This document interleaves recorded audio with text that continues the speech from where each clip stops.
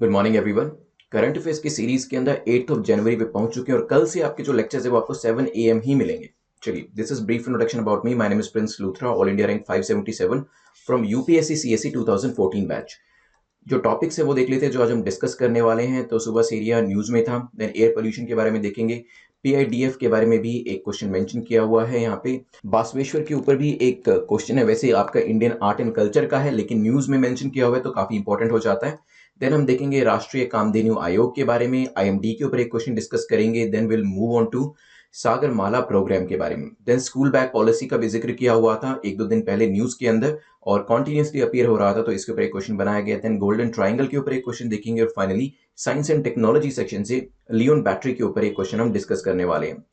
चलिए, तो यहाँ पे आज जो आपका लेक्चर रहने वाला है अनअकैडमी के ऊपर 3 बजे रहेगा। कल कोई लेक्चर नहीं क्योंकि कल सैटरडे है, सैटरडे को ऑफ रहता है। अदरवाइज रेगुलर बेसिस पे 3 बजे आप अनअकैडमी के ऊपर जो वीडियोस है रेगुलर बेसिस पे देख सकते हैं और लाइव हम यहाँ पर क्वेश्चन जो है सोल्व करते हैं। आज लेक्चर डिले हो गया क्योंकि 2 बजे 2 PM पे एक रैपिड फायर सीरीज जो है एमसीक्यूज की, जिसमें आई थिंक 10 मिनट के अंदर 10 से 12 मिनट के अंदर मैक्सिमम आपके 10 क्वेश्चंस की प्रैक्टिस कराई जाती है। बहुत मिनिमम टाइम में आपको आंसर करना होता है। ये भी आप देख लीजिएगा, इसका लिंक मैं शेयर कर दूंगा अनअकैडमी चैनल के ऊपर। ये आज प्रीमियर होगा 2 बजे और इसे भी एवरीडे बेसिस पे रखा जाएगा एक्सेप्ट सैटरडे। सैटरडे को छोड़कर 2 बजे आप यहाँ पे रैपिड फायर 10 से 12 मिनट के अंदर जो करंट अफेयर्स के क्वेश्चंस होते हैं वो आपसे पूछे जाएंगे और आपको उसे जल्दी से जल्दी आंसर करना है। तो 10 मिनट का काफी अच्छा यूटिलाइजेशन आप इस वीडियो के अंदर कर सकते हैं। चलिए, इसके अलावा कोशिश करिएगा 6 या 6 से ज्यादा स्कोर करने की, which is a cut off score. चलते हैं आज के पहले क्वेश्चन के ऊपर। फर्स्ट क्वेश्चन बात करता है 3 स्टेटमेंट्स को लेके। तो रिसेंटली ये इंडिया श्रीलंका रिलेशन के ऊपर आर्टिकल्स दिए हुए थे, हम देखेंगे क्या चीज है। बट पहले यहाँ पे स्टेटमेंट को देखते हैं। India provided a grant of 7.56 million USD for the Sevas area. तो क्या किसी तरीके का ग्रांट जो है इस पर्टिकुलर सेवास एरिया के लिए प्रोवाइड किया गया है? क्या है ये भी जानेंगे। It is India second largest grant project to Sri Lanka after the housing project. Housing project के बाद ये इंडिया के द्वारा श्रीलंका को दिया गया दूसरा सबसे बड़ा ग्रांट है। Sri Lanka is vital for China string of pearl strategy. तो श्रीलंका जो है चाइना के लिए उसकी जो स्ट्रिंग ऑफ पर्ल स्ट्रेटेजी है उसके लिए भी काफी इंपॉर्टेंट है। सोचिए, फिर डिस्कस करते हैं। चलिए, तो देखिए सेवास एरिया एम्बुलेंस सर्विसेज जो है वो प्रोवाइड करी गई है इंडिया के द्वारा और अपने आप में सेकंड बिगेस्ट प्रोजेक्ट है ये, जिसमें इंडिया ने काफी बड़ी सहायता जो है वो कोविड-19 के टाइम पे श्रीलंका को दी है। इससे पहले आप जानते हैं कि वहां पर हाउसिंग प्रोजेक्ट्स जो है खासतौर पे जाफना रीजन के अंदर वो इंडिया के द्वारा चलाए जा रहे थे ताकि जो तमिलियंस वहां पर रहते हैं उनको घर की सुविधा प्रोवाइड करी जा सके। सो पहली स्टेटमेंट हमारी करेक्ट हो जाती है। सेकंड भी करेक्ट है क्योंकि पहला बिग प्रोजेक्ट जो था वो हाउसिंग प्रोजेक्ट था। सेकंड बिग प्रोजेक्ट ये एम्बुलेंस सर्विस प्रोवाइड करना है श्रीलंका के अंदर, ध्यान रखिएगा। और जहां पर आपने इंडिया श्रीलंका रिलेशन को लेकर न्यूज, आपने पूरा जो आर्टिकल है या फिर जो आपके नोट्स है वो बना रखे, वहां पे इस पर्टिकुलर टर्म को जरूर लिख लीजिएगा। और आपको ये भी पता होना चाहिए जब भी इंडिया श्रीलंका रिलेशन की बात होती है कि आपको हाउसिंग प्रोजेक्ट के बारे में भी बात करनी है और ये एम्बुलेंस सर्विसेज के लिए जो रिसेंटली भी सहायता दी गई है उसके बारे में भी जिक्र करना है। श्रीलंका काफी इंपॉर्टेंट है किस चीज के लिए? स्ट्रिंग ऑफ पर्ल जो स्ट्रेटेजी है चाइना की, जिससे चाइना क्या करने की कोशिश कर रहा है, जिससे चाइना जो इंडिया है, इंडिया के आसपास की जो कंट्रीज, चाहे वो बांग्लादेश हो, म्यांमार हो, नीचे मालदीव्स हो, यहाँ पाकिस्तान है, जो चाइना है वो धीरे धीरे इंडिया को कवर करने की कोशिश कर रहा है। चारों तरफ अपने जो उसके अड्डे हैं वो बनाने की कोशिश कर रहा है अलग अलग कंट्रीज के अंदर, ताकि इंडियन ओशन के अंदर उसका डोमिनेशन जो है वो क्रिएट हो सके। जैसे कि आपने देखा होगा ग्वादर पोर्ट पाकिस्तान के अंदर, सिमिलरली हम्बनतोता श्रीलंका के अंदर, देन आपकी एक क्योप्रू है वो म्यांमार के अंदर है, ठीक है, चिट्टागोंग बांग्लादेश के अंदर है। तो यहाँ पे काफी हैवी इन्वेस्टमेंट जो है वो करी जा रही है चाइना के द्वारा ताकि इंडिया को डोमिनेट किया जा सके और इंडियन ओशन को पूरे तरीके से अपने कब्जे में लिया जा सके। This is about the China string of pearls strategy. अब तीसरी स्टेटमेंट पे आते हैं। तो यस, श्रीलंका जो है इसका एक वाइटल पार्ट है स्ट्रिंग ऑफ पर्ल्स स्ट्रेटेजी का। तो आंसर क्या हो जाएगा? D will be the correct answer. चलिए, चलते हैं नेक्स्ट क्वेश्चन के ऊपर, which is question number second, जो कि एयर पोल्यूशन को लेकर है। पूछा गया एयर पोल्यूशन को लेकर 2 स्टेटमेंट्स आपको दिए, बताएं कौन सी स्टेटमेंट करेक्ट है। एयर पोल्यूशन रेफर करता है फिजिकल, केमिकल और बायोलॉजिकल चेंज। तो 3 तरीके के चेंजेस हवा के अंदर होते हैं, फिजिकल लेवल पे, केमिकल लेवल पे एंड बायोलॉजिकल लेवल पे हो सकता है। NAMP that is national air quality monitoring programme based dashboard built on data from the central pollution control board. तो इसके अंदर जो डेटा आता है वो किसके बेसिस पे बनाया गया? Built on the data. किससे लिया जाता है? सीपीसीबी से लिया जाता है। ये भी हो सकता है। तो बताएं एनएएमपी में जो क्वालिटी मॉनिटरिंग प्रोग्राम है, जो ये डैशबोर्ड है, इसमें डेटा कहां से आता है? रिसेंटली ये डैशबोर्ड न्यूज में था, सोचिए। चलिए, देखिए जब भी हम एयर पोल्यूशन की बात करते हैं, वैसे भी एयर क्वालिटी इंडेक्स का जिक्र बार बार होता है। सफर पे भी हम क्वेश्चन पूछ चुके हैं। ठीक है, तो ये दो एरिया तो काफी इंपॉर्टेंट है। और मैंने आपको वेरियस जो आपके एयर क्वालिटी इंडेक्स के अंदर कैटेगरीज है वो भी बता दी है। ये भी आपसे पूछा जा सकता है किसी भी एग्जाम के अंदर, किसी भी करंट अफेयर्स रिलेटेड एग्जाम के अंदर। तो यस, जब भी हम एयर पोल्यूशन की बात करते हैं तो फिजिकल लेवल पे, केमिकल लेवल पे और बायोलॉजिकल लेवल पर चेंजेस होते हैं। पहली स्टेटमेंट करेक्ट हो जाती है। NAMP बेस्ड डैशबोर्ड जो है वो डेटा कहां से आता है? CPCB से आता है। ये स्टेटमेंट भी आपकी करेक्ट है। आंसर क्या हो जाएगा? C will be the correct answer. ध्यान रखिएगा एयर पोल्यूशन के बारे में मैंने लास्ट में आपसे जब क्वेश्चन पूछा था ये भी बताया था कि सफर कौन कौन से पॉल्यूटेंट्स को मेजर करता है। ठीक है, ये क्वेश्चन पहले यूपीएससी ने पूछा भी है, लेकिन क्योंकि हमने इसको कवर कर लिया दोबारा मैंने इसके ऊपर क्वेश्चन नहीं बनाया था। लेकिन आपको पता होना चाहिए कि कौन कौन से एलिमेंट्स जो है, कौन कौन से पॉल्यूटेंट्स जो है वो सफर के द्वारा मेजर किए जाते हैं और कौन कौन से नहीं किए जाते, क्योंकि ऐसे ही आपको 1 2 3 4 5 6 करके यूपीएससी अलग अलग पॉल्यूटेंट्स के नाम देगा और पूछेगा कि इसमें से कौन कौन से मेजर किए जाते हैं। चलते हैं नेक्स्ट क्वेश्चन के ऊपर, जो कि PIDF के ऊपर है, payment infrastructure development fund scheme को लेकर क्वेश्चन पूछा गया। पहली स्टेटमेंट कहती है आरबीआई ने PIDF स्कीम को अनाउंस किया। हो सकता है जो फंड्स हैं स्कीम के अंदर वो कब से इफेक्टिव होने वाले हैं? वो 1 जनवरी 2021 से ऑलरेडी इफेक्टिव हो चुके हैं और यहां पर कब तक चलेंगे? वो 3 साल तक चलेंगे विद 2 साल का further extension. The special focus जो होगा वो सदर्न स्टेट्स के ऊपर दिया जाने वाला है। सोचिए PIDF स्कीम के बारे में, फिर डिस्कशन करेंगे इसके ऊपर। चलिए, तो यहाँ पे देखिए हमारी जो गवर्नमेंट है वो डिजिटल पेमेंट के ऊपर खासतौर पे ध्यान दे रही है। इससे आप जानते हैं कि डिजिटल पेमेंट होगा तो लोगों को और सरकार को जो है पता चलेगा कि कितना पैसा इकट्ठा किया जा रहा है, कितने पैसे की ट्रांजैक्शन हो रही है, और टैक्स कलेक्शन जो है इसके अंदर भी ट्रांसपेरेंसी आ सकेगी। अदरवाइज क्या होता था, विदाउट बिल पैसे को एक्सेप्ट किया जाता था, बैंक तक पैसा पहुंचता ही नहीं था और हमें ये नहीं पता चल पाता था कि किस इंडिविजुअल की अर्निंग कितनी है, और इसी वजह से टैक्स कलेक्शन काफी कम रहता था। लेकिन डिजिटल पेमेंट एक्सेप्टेंस इंफ्रास्ट्रक्चर अब टायर 3 और टायर 3 टू टायर 6 सिटीज के अंदर, क्योंकि टायर 1 और टायर 2 सिटीज तो ऑलरेडी काफी हद तक कवर कर ली गई है, टायर 3 4 5 6 सिटीज को कवर किया जाएगा।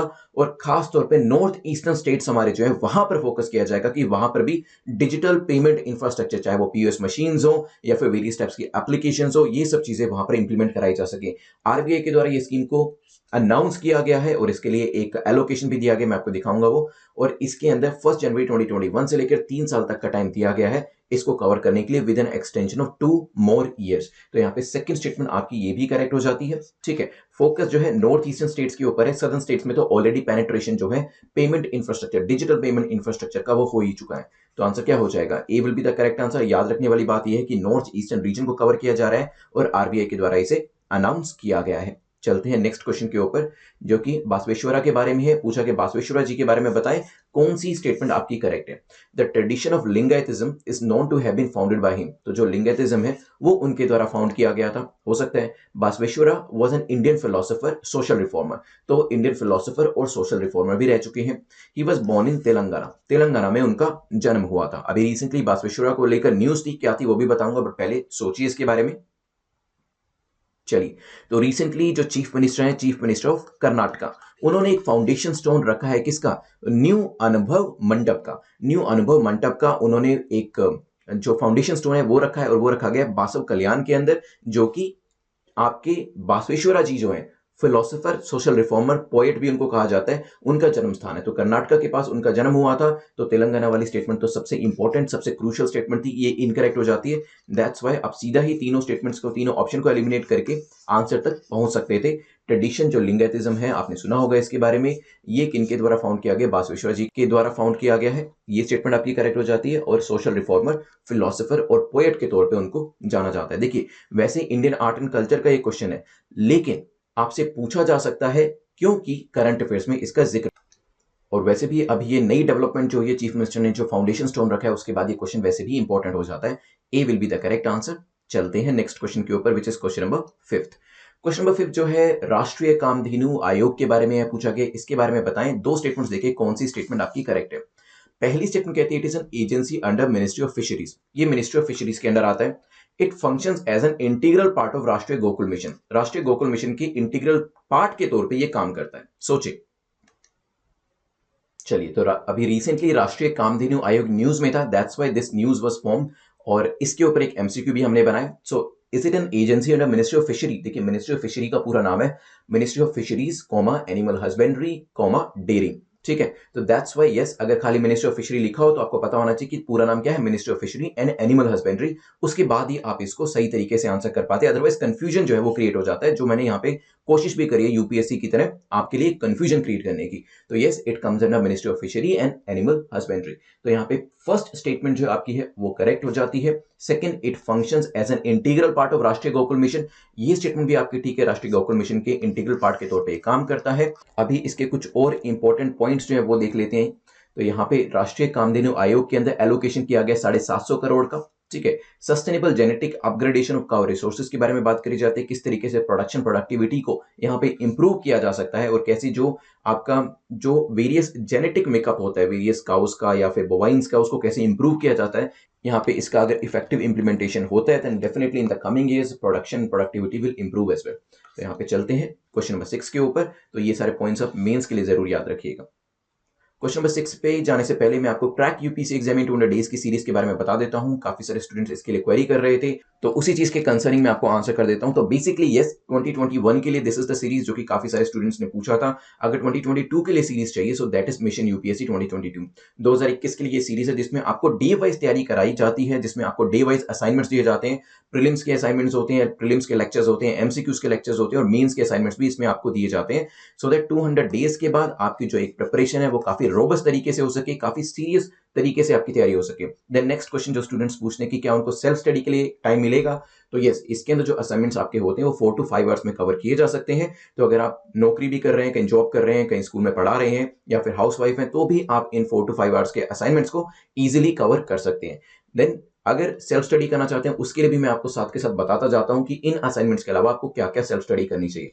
सो this is one of the best programmes जो अभी हमने बनाया और काफी सारे स्टूडेंट्स से फीडबैक लेने के बाद ही इसे फॉर्म किया गया था, क्योंकि आप में से काफी सारे लोगों का यही कहना था कि इसे शेड्यूल कैसे बनाया जाए वो नहीं समझ में आता, डेली बेसिस पे तैयारी कैसे करी जाए ये नहीं समझ में आता, और जो हमारे डेज है वो बिल्कुल बीत जाते हैं। एक प्रीलिम्स होने के बाद दूसरा प्रीलिम्स कब सामने आ जाता है ये भी नहीं, हमारा टाइम कहाँ चला जाता है नहीं पता चलता। सो इन सभी फीडबैक को कंसीडर करने के बाद ये जो पूरा का पूरा मॉड्यूल था, ये पूरा का पूरा प्रोग्राम जो है वो बनाया गया। सो आप इसे चेकआउट कर सकते हैं exam.netmock.com पर जाकर, and this is going to be a game changer for your preparation. चलते हैं नेक्स्ट क्वेश्चन के ऊपर, which is question number 6। Question number 6 बात करता है आईएमडी को लेकर, पूछा गया आईएमडी को लेकर बताएं कौन सी स्टेटमेंट आपकी करेक्ट है। रिसेंटली इंडियन मेट डिपार्टमेंट जो है, मेटीरियोलॉजिकल डिपार्टमेंट न्यूज में था। लेट्स सी इसके ऊपर क्या स्टेटमेंट्स दी है। पहली स्टेटमेंट कहती है इसे 1875 में एस्टैब्लिश किया गया था, हो सकता है अंग्रेजों के टाइम में इसे एस्टैब्लिश किया गया हो। It is an agency of the ministry of weather, ministry of weather के अंडर में ये पर्टिकुलर जो एजेंसी है ये आती है।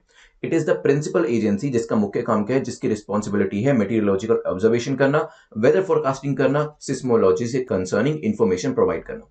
सोचे क्या आंसर होगा, फिर करते हैं इसके ऊपर डिस्कशन। चलिए, तो यहाँ पे अगर बात करी जाए आईएमडी को लेकर, तो यस, अंग्रेजों के टाइम पर ही आईएमडी को सेटअप किया गया था, इंडियन मेट डिपार्टमेंट को, जो कि इंफॉर्मेशन देती है प्रेसिपिटेशन को लेकर, वेदर फोरकास्टिंग से लेकर सिस्मोलॉजी, मेटीरियोलॉजिकल ऑब्जर्वेशन, बारिश होगी या नहीं होगी, होगी तो कहाँ होगी, कितनी होगी, गर्मी कब खत्म होगी, सर्दी कब आएगी, ये सब चीजों से कंसर्निंग इन्फॉर्मेशन जो है आईएमडी के द्वारा दी जाती है। साइक्लोन रिलेटेड इन्फॉर्मेशन है वो भी मेट डिपार्टमेंट जो है टाइम टू टाइम देता रहता है। तो थर्ड स्टेटमेंट भी आपके यहाँ पे करेक्ट हो जाती है, बट मिनिस्ट्री ऑफ वेदर जैसी कोई भी मिनिस्ट्री हमारे पास नहीं है। It comes under ministry of earth and science. Ministry of earth and science के अंडर में आपकी आईएमडी जो एजेंसी है ये आती है, ध्यान रखिएगा। B is the correct answer. वहां पे सोच के लग सकता है कि यस, वेदर रिलेटेड इंफॉर्मेशन है तो ये मिनिस्ट्री ऑफ वेदर के अंदर आती होगी, बट हम डीप लेवल पे नहीं सोच पाएंगे क्योंकि पहले से ही स्ट्रेस काफी ज्यादा होगा प्रीलिम्स एग्जाम में। जब हम बैठे होंगे तो सोचेंगे कि यस, मिनिस्ट्री ऑफ वेदर जो है इसी के अंडर आती होगी, बट हमें ये ध्यान नहीं जाएगा कि मिनिस्ट्री ऑफ वेदर जैसी तो कोई मिनिस्ट्री एग्जिस्ट ही नहीं करती है। So correct answer is B. चलते हैं क्वेश्चन नंबर 7 के ऊपर। क्वेश्चन नंबर 7 बात करता है सागरमाला प्रोग्राम को लेकर, पूछा गया सागरमाला प्रोग्राम को लेकर बताएं इनकरेक्ट स्टेटमेंट आपकी कौन सी है, कौन सी स्टेटमेंट यहां पर आपकी गलत है। ठीक है, तो ध्यान रखिएगा, गलत को बताना है आपको। Sagarmala programme was approved by union cabinet in 2015 में यूनियन कैबिनेट के द्वारा इसे अप्रूव किया गया था। हो सकता है it also includes the establishment of rail road linkages with the port terminals. ये क्या करता है, इसके अंदर आपको रेल रोड लिंकेजेस बनाने का भी प्रावधान जो है वो रखा गया है पोर्ट टर्मिनल्स के साथ। सोचिए, फिर मैं आपको एक इंफोग्राफिक दिखाऊंगा जो कि मैंने गवर्नमेंट की वेबसाइट से ही लिया है, वो आपको मेंस के आंसर को लिखने में काफी हेल्प करने वाला है। सोचिए। चलिए, अगर मैं आपसे पूछूं कि हमारी कोस्ट लाइन, जैसे मैं आपको ये अपनी कोस्ट लाइन एक बना के दिखाता हूं। सो यहाँ पे आपको ऊपर गुजरात हो जाएगा, फिर नीचे महाराष्ट्र गोवा है, देन आपका केरला है, तमिलनाडु, एंड देन ऊपर उड़ीसा है और नीचे आपका आंध्र प्रदेश है, वेस्ट बंगाल है। ये पूरी हमारी जो कोस्टल रीजन है इसकी जो लेंथ है वो कितनी है, 7,516 किलोमीटर। ये हमारी पूरी लॉन्ग कोस्ट लाइन जो है, इसकी जो लेंथ है वो 7,516 किलोमीटर है। ठीक है, इसको मॉडर्नाइज करना, इसको मैकेनाइज करना और इसको कंप्यूटराइज करना। देखिए मेंस के अंदर आपको यही चीज लिखनी है, मॉडर्नाइज करना, मैकेनाइज करना, कंप्यूटराइज करना। इन सब चीजों के लिए सागरमाला प्रोग्राम जो था, इसको 2015 में यूनियन कैबिनेट के द्वारा अप्रूवल दिया गया था, ताकि होलिस्टिक पोर्ट इंफ्रास्ट्रक्चर डेवलपमेंट जो है हमारे कोस्टल रीजन का हो सके। और ये 3 टर्म्स जो हैं वो आप जरूर यूज करेंगे। पहली स्टेटमेंट आपकी करेक्ट हो जाती है। साथ में ही पोर्ट्स के साथ साथ आप क्या करेंगे, ये मान लीजिए ये आपका एक पोर्ट है, ठीक है, मान लीजिए आपका पारादीप पोर्ट है, इसके साथ साथ रेलवे कनेक्टिविटी, इसके साथ साथ रोड कनेक्टिविटी, ये सब चीजें आपको इंश्योर करनी पड़ेगी, ताकि एक्सपोर्ट के लिए जो आपके शिप्स जाने वाले हैं, ये इंपोर्ट करके जो सामान आपका जो सी के रास्ते से इंडिया के अंदर आता है, उनको फर्दर जो आपके लैंडलॉक्ड स्टेट्स है वहां तक पहुंचाने में दिक्कत ना हो। ठीक है, तो ध्यान रखिएगा। सेकंड स्टेटमेंट भी आपकी करेक्ट हो जाती है। आपसे पूछा था इनकरेक्ट स्टेटमेंट कौन सी है, तो इनकरेक्ट तो कोई भी नहीं है, so D will be the correct answer. This is taken from the government website, reduction of logistic cost for export import and domestic trade with minimum infrastructure investment. इसी तरीके के आपको जो डायग्राम्स होते हैं, जो माइंड मैप्स होते हैं, वो एग्जाम के अंदर बनाने होते हैं। तो आप इस तरीके से एक सेंटर के अंदर हेडिंग लिख सकते हैं और फिर बता सकते हैं इससे क्या होगा, ट्रांसपोर्टेशन की कॉस्ट में कमी आएगी, जो आपका एक्सपोर्ट इंपोर्ट कंटेनर मूवमेंट है वो ऑप्टिमाइज हो जाएगा, लॉजिस्टिक कॉस्ट आपकी कम हो जाएगी, साथ में ही एक्सपोर्ट कंपेटिटिवनेस जो है वो इंक्रीज हो जाएगी। तो ये जो चीजें हैं काफी ध्यान रखिए, आपको मेंस के आंसर्स के अंदर इनको जरूर इंक्लूड करना है। चलते हैं नेक्स्ट क्वेश्चन, क्वेश्चन नंबर 8 के ऊपर। क्वेश्चन नंबर 8 बात करता है स्कूल बैग पॉलिसी को लेकर, पूछा गया स्कूल बैग पॉलिसी को लेकर बताएं करेक्ट स्टेटमेंट आपकी कौन सी है। इट इज रिलीज्ड बाय प्रथम एनजीओ। प्रथम एनजीओ के द्वारा स्कूल बैग पॉलिसी जो है इसे रिलीज किया गया। आप जानते हैं प्रथम एनजीओ वैसे भी एजुकेशन से रिलेटेड बच्चों को लेकर काफी सारे सर्वे जो है वो करता रहता है time to time. Let's see क्या आंसर होगा इसका। School teachers should inform the students in advance about the books and the notebooks. Books और नोटबुक्स के लिए जो स्कूल टीचर्स है वो पहले से ही बच्चों को बताएंगे कि वो आगे क्या पढ़ाने वाले हैं। ये स्कूल बैग पॉलिसी के अंदर मेंशन किया गया है। It recommends no homework up to class second. Class second तक कोई होमवर्क जो है वो नहीं दिया जाएगा। सोचिए स्कूल बैग पॉलिसी के बारे में, काफी इंपॉर्टेंट टॉपिक है मेंस के लिए भी। क्या आंसर हो सकता है इसका? चलिए देखिए, प्रथम एनजीओ वैसे टाइम टू टाइम सर्वे करता रहता है, जिसमें एजुकेशन स्टैंडर्ड्स जो होते हैं, जिसमें इंग्लिश की स्टैंडर्ड्स देखे जाते हैं, अर्थमेटिक के स्टैंडर्ड, राइटिंग स्टैंडर्ड देखे जाते हैं कि क्या 6th क्लास के बच्चे को एक्चुअल में अगर 6th क्लास की प्रॉब्लम दी जाती है मैथ्स की, या इंग्लिश में उसे कुछ लिखने के लिए कहा जाता है, वो कर भी पाता है या नहीं कर पाता। आपने डेफिनेटली इन सर्विस के बारे में जरूर पढ़ा होगा। जब हम लोग प्रिपेयर अपना करते थे सिविल सर्विसेज के लिए, तब भी इस तरीके के जो सर्वेज होते थे प्रथम एनजीओ के द्वारा इनकी रिवीलिंग करी जाती थी। बट यहाँ पे स्कूल बैग पॉलिसी जो है प्रथम एनजीओ नहीं लेके आया है, it is released by NCERT.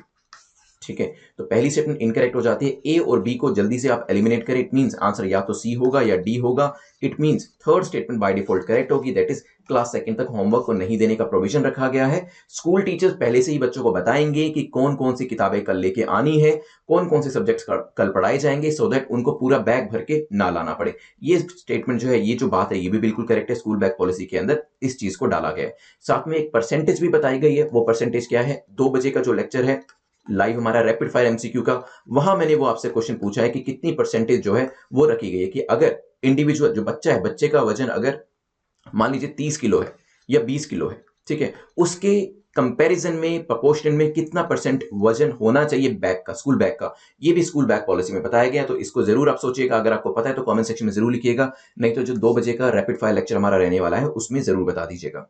चलते हैं क्वेश्चन नंबर 9 के ऊपर। पूछा गया गोल्डन ट्राइंगल को लेकर बताएं कौन कौन सी कंट्रीज गोल्डन ट्राइंगल के अंदर इंक्लूड होती है। क्या पाकिस्तान इसके अंदर है? क्या अफगानिस्तान इसमें है? What about Iran? आप जानते हैं ड्रग मेनेस जो है इंडिया के अंदर काफी बढ़ रहा है, और आज का जो मेंस क्वेश्चन है वो भी ड्रग मेनेस को लेकर है। यूथ के अंदर ड्रग की जो कंजम्पशन की आदतें हैं वो इंक्रीज हो रही है, उसको कैसे कम या खत्म किया जा सकता है। यहाँ पे गोल्डन ट्राइंगल काफी इंपॉर्टेंट रीजन है, क्योंकि यहाँ पे जो कंट्रीज है वो सबसे ज्यादा ड्रग को प्रोड्यूस करती है और इंडिया के अंदर कहीं ना कहीं सप्लाई करने के लिए भी रिस्पॉन्सिबल है। सोचिए कौन कौन सी कंट्रीज इसके अंदर हो सकती है। चलिए, तो यहां पे अगर बात करी जाए, पाकिस्तान भी नहीं है, अफगानिस्तान भी नहीं है, ईरान भी नहीं है। क्यों? क्योंकि ये तीनों कंट्रीज जो है ये आती है गोल्डन क्रेसेंट के अंदर, ना कि गोल्डन ट्राइंगल के अंदर। ठीक है, सो ये 3 कंट्रीज गोल्डन क्रेसेंट जो है, जिसमें पाकिस्तान है, अफगानिस्तान है, ईरान है, ये 3 कंट्रीज ये भी ड्रग मेनेस के लिए काफी रिस्पॉन्सिबल है। लेकिन गोल्डन ट्राइंगल की जो कंट्री है वो कौन सी है? थाईलैंड है, म्यांमार है, वियतनाम एंड लाओस है। ठीक है, यहां पर भी ड्रग का काफी प्रोडक्शन होता है। और जो देखिए, अगर आप इंडिया इनके बीच में सैंडविच होकर रखा हुआ है, तो यहां से भी जो ड्रग की सप्लाई होती है, यहां से भी ड्रग की सप्लाई होती है, और हमारी यूथ को जो फ्यूचर है उनका वो बर्बाद करने की कोशिश करी जा रही है। इस चीज के ऊपर मेंस का क्वेश्चन का जो आंसर है वो आप लिखेंगे, इंडिया जो है लार्जेस्ट ओपियम प्रोड्यूसिंग रीजन के बीच में सैंडविच होकर रह गया है और इसी वजह से ड्रग्स का सामना कर रहा है। तो यहाँ पे आंसर आपका फिलहाल डी हो जाएगा, क्योंकि जो तीनों कंट्रीज थी हमारी गोल्डन क्रेसेंट की कंट्री है, गोल्डन ट्राइंगल की नहीं है। क्वेश्चन नंबर 10 को देखते हैं, जो कि लियोन बैटरी को लेकर है। पूछा गया लियोन बैटरी को लेकर बताएं कौन सी स्टेटमेंट आपकी ठीक है। It's a type of rechargeable battery, क्या एक रिचार्जेबल बैटरी है, हो सकता है। एरोस्पेस में इसका इस्तेमाल किया जाता है, ये भी हो सकता है। और जो हमारे हाइब्रिड इलेक्ट्रिक व्हीकल्स जो है उसके अंदर ये काफी प्रेफरेबल सोर्स के तौर पे देखा जाता है। सोचिए। चलिए, लियोन बैटरी जो आपकी लिथियम आयन बैटरी है वो आपके मोबाइल फोन्स में भी यूज होती है, और आजकल काफी सारे गैजेट्स के अंदर, इवन जो आपके ड्रोन्स होते हैं वहां पर भी इसका इस्तेमाल हो रहा है। तो रिचार्जेबल बैटरी है, बिल्कुल ठीक है। एरोस्पेस के अंदर भी इसका यूटिलाइजेशन किया जा रहा है, और इवन जो हाइब्रिड कार्स आगे आने वाले टाइम में आप और हम यूज करने लगेंगे, वो पूरी की पूरी लियोन आयन बैटरी या फिर वो आपकी lithium ion battery based cars होने वाली है। ठीक है, तो तीसरी स्टेटमेंट आपकी ये भी करेक्ट हो जाती है, डी आपका आंसर हो जाएगा। लियोन बैटरी के बारे में न्यूज़पेपर में मेंशन किया हुआ था, that's why science and technology section से इस न्यूज को बनाया गया था। सो 10 के 10 क्वेश्चन हमारे कंप्लीट होते हैं। अब 2 मिनट के अंदर हम पूरे लेक्चर को रिवाइज करने वाले हैं, फिर मैं आपको प्रीलिम्स का एक क्वेश्चन दूंगा, एक मेंस का क्वेश्चन दूंगा, और जो विनर है जिन्होंने लास्ट टाइम हमारा करेक्ट आंसर दिया था, जिनको फ्री पीडीएफ जो इन्होंने यहाँ पे जीती है, उनका नाम भी अनाउंस करूंगा। चलिए, 2 मिनट में एक्टिव रिवीजन हम करने वाले हैं, जिसमें आप मुझे बताएंगे कि आंसर क्या होने वाला है, जो भी क्वेश्चन मैं आपसे पूछता हूं। चलिए, सबसे पहले मुझे श्रीलंका के अंदर जो स्ट्रिंग ऑफ पर्ल्स के लिए एक इंपॉर्टेंट पोर्ट है, उस पोर्ट का नाम बताएं। मैंने आपको बताया था पूरी न्यूज के अंदर कि सुबह एरिया जो एम्बुलेंस सर्विस है वो स्टार्ट करी गई है, हाउसिंग प्रोजेक्ट जो है वो स्टार्ट करे गए हैं, और यहाँ पे श्रीलंका को काफी हेल्प करी जा रही है। श्रीलंका के अलावा मैंने बाकी पोर्ट्स के नाम भी आपको बताए थे, बट आप श्रीलंका के पोर्ट का नाम बताएं क्या है। यस, तो कमेंट सेक्शन में काफी सारे लोगों ने करेक्ट आंसर दिया। हम्बनतोता श्रीलंका से है, चिट्टागोंग बांग्लादेश से है, ध्यान रखिएगा। ग्वादार कहां से है, पाकिस्तान से है। एंक्योकप्रू कहां से, म्यांमार से है। देन हमारा डिस्कशन हुआ था एयर पोल्यूशन के बारे में, फिजिकल केमिकल बायोलॉजिकल चेंजेस होते हैं, ये मैंने आपको बताया था। नाम के डैशबोर्ड डेटा के बारे में भी मैंने आपको बताया था, और कैटेगराइजेशन भी हमने यहाँ पर देखा था। इसके बाद मैंने आपको पीआईडीएफ के बारे में बताया था। जल्दी से मुझे बताया पीआईडीएफ कौन लेके आया, क्या एसबीआई लेके आया है, बैंक ऑफ बड़ौदा लेके आया, कौन लेके आया पीआईडीएफ। ये मैंने इसमें आपको चीज बताई थी कि जो आपके नॉर्थ ईस्टर्न रीजन है, टायर 3 टू टायर 6 सिटीज जो है उनको यहाँ पे कवर किया जाएगा। यहाँ पर डिजिटल पेमेंट इंफ्रास्ट्रक्चर कैसे डेवलप करना है, आरबीआई जो है इसको अभी अनाउंस किया उन्होंने। देन हमने बसवेश्वरा के बारे में डिस्कशन किया था, फिलोसोफर थे, सोशल रिफॉर्मर थे, कहां से आते हैं, रीजन, उस स्टेट का नाम जल्दी से बता दें। लिंगदिज्म को बनाने के लिए भी इन्होंने काफी इंपॉर्टेंट रोल प्ले किया था, एक पोएट भी थे, और ये आते हैं कर्नाटका से। चीफ मिनिस्टर ऑफ कर्नाटका ने अभी एक फाउंडेशन स्टोन जो है वो भी इनके लिए डाला है। चलिए, फिर हमारा डिस्कशन हुआ था राष्ट्रीय कामधेनु आयोग को लेकर। जल्दी से मुझे मिनिस्ट्री का नाम बता दें, राष्ट्रीय कामधेनु आयोग के लिए कौन सी मिनिस्ट्री थी। और मैंने आपको यहाँ पे बताया था राष्ट्रीय गोकुल मिशन के साथ भी इसको सब मिशन के तौर पे लाया गया है। And then ministry of fisheries animal husbandry का नाम ध्यान रखिएगा। इसके बाद आईएमडी को लेकर डिस्कशन हुआ था, 1875 में एस्टैब्लिश किया गया था, और मैंने आपको मिनिस्ट्री का नाम बताया था। जल्दी से मुझे मिनिस्ट्री का नाम बता दें। वेदर फोरकास्टिंग हो, सिस्मोलॉजी हो, ऑब्जर्वेशन हो, उससे कंसर्निंग चीजें इसमें की जाती हैं। Ministry of earth and science के अंडर ये आता है, एक एजेंसी है। सागरमाला प्रोग्राम में मैंने आपको वेरियस जो इसके एलिमेंट्स थे बताए थे। कोस्ट लाइन की लेंथ कितनी है, 7000 कितनी, जल्दी से मुझे बताएं। इसमें मॉडर्नाइजेशन, मैकेनाइजेशन, कंप्यूटराइजेशन की बात करी गई है। यूनियन कैबिनेट 2015 में इसे अप्रूव दिया है, और यहाँ पे रेल रोड लिंकेजेस जो है वो भी इसके साथ किए जाएंगे, और मैंने आपको वेरियस जो इसके फैक्टर्स थे वो भी बता दिए। देन हमने स्कूल बैग पॉलिसी के बारे में डिस्कशन किया था, कौन लेके आया है, इसे जल्दी से मुझे कमेंट सेक्शन में बताएं। और मैंने आपको ये बताया था कि क्लास 2 तक कोई होमवर्क नहीं दिया जाएगा, और एडवांस में बच्चों को बताया जाएगा कि कौन कौन सी बुक्स लानी है। एनसीईआरटी के द्वारा ये जो गाइडलाइंस है, पॉलिसी है, वो लाई गई है। फिर गोल्डन ट्राइंगल के अंदर कौन कौन सी कंट्रीज आती हैं उसके नाम बताएं। गोल्डन क्रेसेंट के अंदर कौन कौन सी कंट्रीज आती हैं उसके नाम बताएं प्लीज। तो यहाँ पे गोल्डन ट्राइंगल के अंदर Thailand, Myanmar, Vietnam and Laos आते हैं। गोल्डन क्रेसेंट के अंदर पाकिस्तान, अफगानिस्तान, ईरान आते हैं। लियोन बैटरी का इस्तेमाल कहाँ कहाँ किया जाता है, एप्लीकेशन एरिया बताएं। साइंस एंड टेक्नोलॉजी में एप्लीकेशन एरियाज पूछे जा सकते हैं, तो आपके एरोस्पेस हो या फिर आपकी हाइब्रिड कार्स हो, यहाँ पर इसका इस्तेमाल होता है, और मोबाइल फोन्स के अंदर तो ऑलरेडी इसका इस्तेमाल किया ही जा रहा है। मैंने कल आपसे एमडीआर के बारे में क्वेश्चन पूछा था, मैंने बताया था आपको एमडीआर का परसेंटेज शेयर 3 लोगों के पास जाता है। 3 बेसिकली 2 बैंक्स थे और एक नेटवर्क एजेंसी थी, वो मुझे बताइएगा। तीनों ही आते तो तीनों बताइए, नहीं तो एक का नाम जरूर बताइएगा कि एमडीआर का जो अगर 1 रुपए एमडीआर के अंदर कटा है तो वो कैसे 33-34% जाता है। चलिए, मेंस का जो क्वेश्चन आपको आंसर करना है, India is sandwich between major drug producing country. आप जानते हैं कि हमारे एक तरफ तो गोल्डन ट्राइंगल है, एक तरफ हमारे गोल्डन क्रेसेंट है, उनके बीच में रहते हुए हम किस तरीके से ड्रग मैनेज को रोक सकते हैं और हमारे यूथ को बचा सकते हैं। 150 टू 250 वर्ड्स के अंदर इसका आपको आंसर करना है। सेकंड, जो आपका नेटवर्क यूपीएससी का चैनल है, इसे सब्सक्राइब कर लीजिएगा फॉर द एनसीईआरटी वीडियोस। धीरे धीरे यहाँ पर जो वीडियोस हैं, हम करंट अफेयर्स की जो डिस्कशंस होती हैं वो भी लाने वाले हैं। We are planning about it, तो आगे आने वाले टाइम में ये वीडियोस भी आपको देखने को मिलेंगी। विनर्स जो हमारे जिन्होंने करेक्ट आंसर दिया था, तो वो है अनामिका शुक्ला एंड मुकेश। दोनों मुझे @prince_luthra पे बता दीजिएगा कि आपको जो पीडीएफ चाहिए वो हिंदी में चाहिए या फिर इंग्लिश में चाहिए। अपने मार्क्स को कमेंट सेक्शन में जरूर लिखिएगा so that you could see that improving. आगे आने वाले टाइम में जब आप उसे इंप्रूव होता देखेंगे, you will really like that feeling. Telegram के ऊपर इस पर्टिकुलर लेक्चर की पीडीएफ आपको 10 बजे मिल जाएगी, 10 PM every day. Thanks for watching this video. Have a nice day. I will see you tomorrow 7 AM in the morning.